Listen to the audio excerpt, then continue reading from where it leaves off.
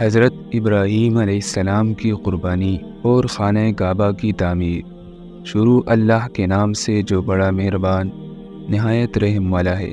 بلال Urdu voice کے معزز سامعین کو محبت برا سلام۔ فریضہ حج امت مسلمہ کے بنیادی اور انتہائی اہم فرائض میں سے ایک ہے اور اس کی تکمیل عید الاضحیٰ پر ہوتی ہے۔ حج کی ابتدا سے قربانی تک ہر رکن خلیل اللہ حضرت ابراہیم علیہ السلام اور ان کے گھرانے کے کسی نہ کسی عمل کی پیروی کا نام ہے۔ عید الاضحیٰ حضرت ابراہیم اور حضرت اسماعیل علیہ السلام کی ایک نہایت مخلصانہ عبادت کی یادگار ہے۔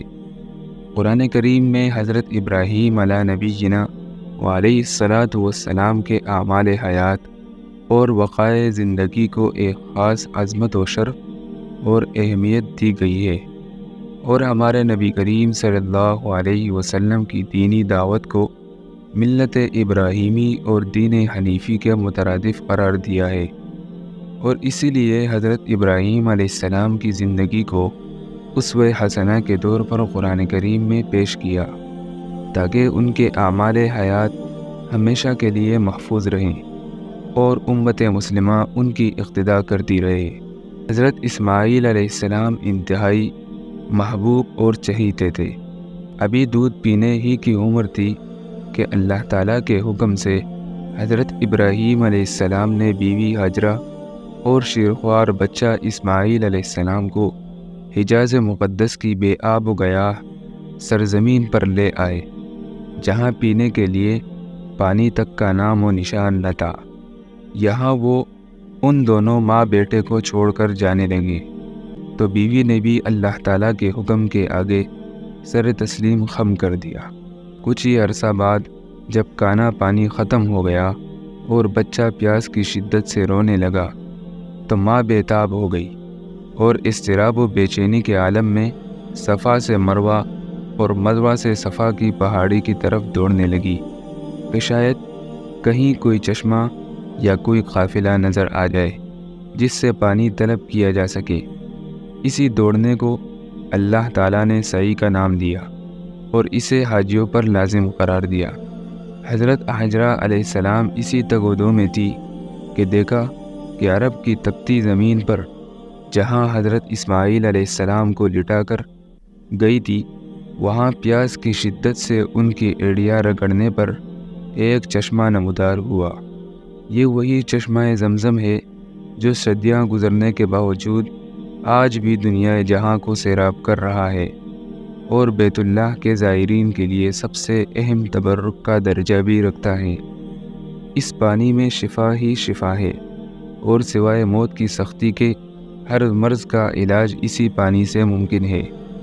کچھ مدت بعد جب اسماعیل علیہ السلام چرنے پھرنے کے قابل اور دوڑ دھوپ کی عمر کو پہنچے تو ابو الانبیاء حضرت ابراہیم علیہ السلام نے خواب میں اپنے بیٹے کو ذبح کرتے دیکھا۔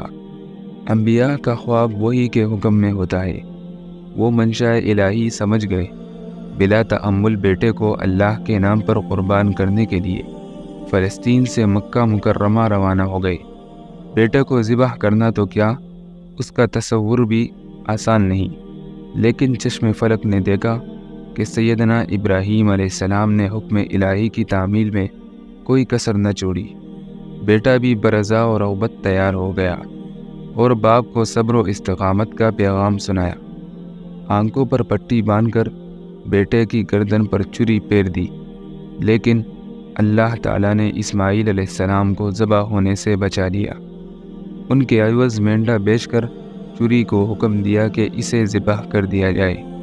ابھی قربانی کے واقعے کو کچھ مدت ہی گزری تھی کہ اللہ تعالیٰ نے حضرت ابراہیم علیہ السلام کو بیت اللہ کی تعمیر کا حکم دیا۔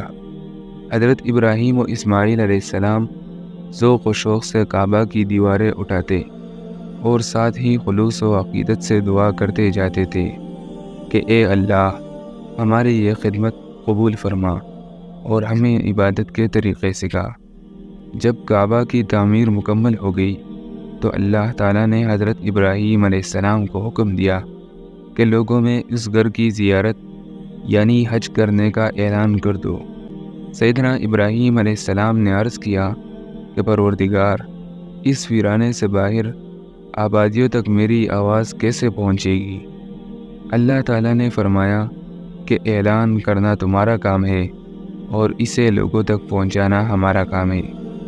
چنانچہ روایت میں آتا ہے کہ سیدنا ابراہیم علیہ السلام نے پہاڑی پر چڑھ کر آواز لگائی اور لوگوں کو اللہ کے گھر کی زیارت کا حکم دیا، اور اللہ نے نہ صرف دنیا میں اس وقت موجود لوگوں تک یہ اعلان پہنچایا، بلکہ عالم ارواح میں قیامت تک دنیا میں آنے والی روحوں نے بھی یہ اعلان سنا، اور جس کی قسمت میں حج کی سعادت مقدر تھی اس نے لبیک کہا۔